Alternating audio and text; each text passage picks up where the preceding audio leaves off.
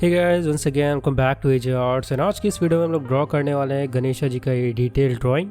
एंड आज का वीडियो थोड़ा सा हार्ड होने वाला है, तो इसलिए मैं यूज़ करूँगा ग्रिड मेथड का इस ड्राइंग को ड्रॉ करने के लिए। तो चलिए शुरू करते हैं हमारा आज का ये वीडियो। ओके, तो स्टार्ट करेंगे हमारा आज का ये ड्राइंग। एंड यहाँ पे मैं यूज़ कर रहा हूँ ये ब्रिस्टो ब्रांड की HB पेंसिल। आप भी लाइट ग्रेड की पेंसिल यूज़ करना स्टार्टिंग में। एंड इस ड्राइंग को मैं ड्रॉ करने वाला हूँ A4 साइज़ के इस पेपर के ऊपर। तो फर्स्ट हमें क्या करना है, चारों तरफ कुछ पॉइंट्स को मार्क करना है 2-2 सेंटीमीटर के डिस्टेंस पे, कुछ इस तरह से।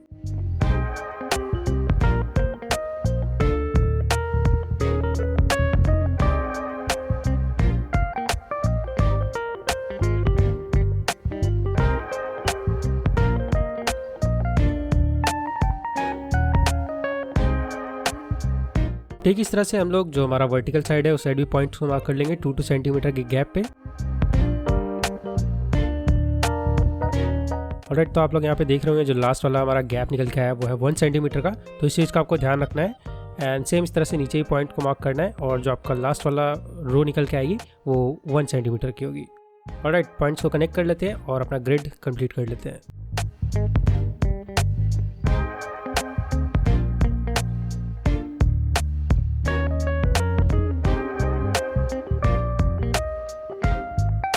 ओके, तो लाइन्स हमने ड्रॉ कर लिए हैं। एंड अब यहाँ पे मैं नंबर्स को ऐड कर दे रहा हूँ। तो ऊपर की तरफ हमें मिल जाएंगी 11 रोज। एंड ठीक इस तरह से जो हमारा वर्टिकल साइड है वहाँ पे हमें मिल जाएंगी 15 कॉलम्स। तो यहाँ पे हमें 15 कॉलम्स मिल गए। एंड अब स्टार्ट करते हैं हमारा मेन ड्राइंग और बढ़ते हैं हमारे नेक्स्ट स्टेप की तरफ। ऑलराइट, तो अब यहाँ पे मैं यूज़ कर रहा हूँ ये 3B ग्रेड की ब्रिस्टो ब्रांड की पेंसिल। आप 2B या HB यूज़ कर सकते हो। एंड यहाँ पे साइड में मैंने रेफरेंस पिन कर दिया है, तो आपको करना कुछ नहीं है। अब जैसे जैसे मैं ड्रॉ कर रहा हूँ वैसे वैसे ड्रॉ करना है। तो फर्स्ट हम लोग ड्रॉ करेंगे 6 रो में, 3rd कॉलम में, कुछ इस तरह से। एंड अब यहाँ पे आपको वीडियो को फॉलो करना है अच्छे से। और वीडियो की स्पीड थोड़ा सा ज़्यादा है, 2x की स्पीड है वीडियो की। तो अगर आप लोग थोड़ा स्पीड कम करना चाहते हो तो यूट्यूब में ऑप्शन मिल जाता है, आप वहाँ से कम करके भी वीडियो के साथ में ड्रॉ कर सकते हो। एंड अगर आपको कहीं भी प्रॉब्लम आ रही है तो वीडियो को पॉज करना, देखना वो लाइन, वो शेप मैंने किस तरह से बॉक्स के अंदर कैसे ड्रॉ की है। एंड फिर आप लोग उस चीज़ को अच्छे से फॉलो करना। एंड यहाँ पे मैंने कुछ छोटे मोटे चेंजेस भी किए हैं, क्योंकि ये रेफरेंस जो है AI जनरेटेड है, तो इसमें 100% परफेक्ट नहीं होती। इसलिए यहाँ पे मैंने थोड़ा बहुत अपनी तरफ से भी चेंजेस किए हैं, जिससे जो हमारा ड्राइंग है वो एक्यूरेट लगे और परफेक्ट बने।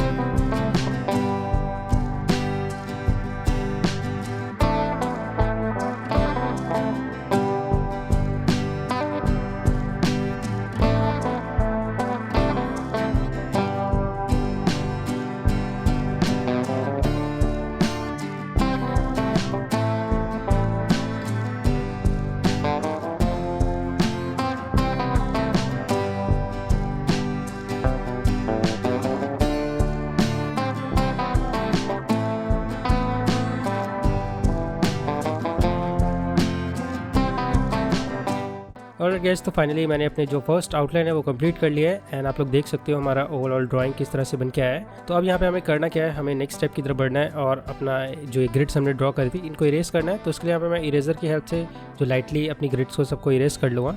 एंड जो भी ये स्मॉल एरियाज़ हैं, छोटे छोटे एरियाज़ हैं, जो डिटेल वाला पार्ट है वहाँ पे आप लोग कैसे इरेज कर सकते हो, अपनी इरेजर का एक पार्ट को कट करके उसका कॉर्नर यूज़ करके फिर आप लोग इरेज कर सकते हो।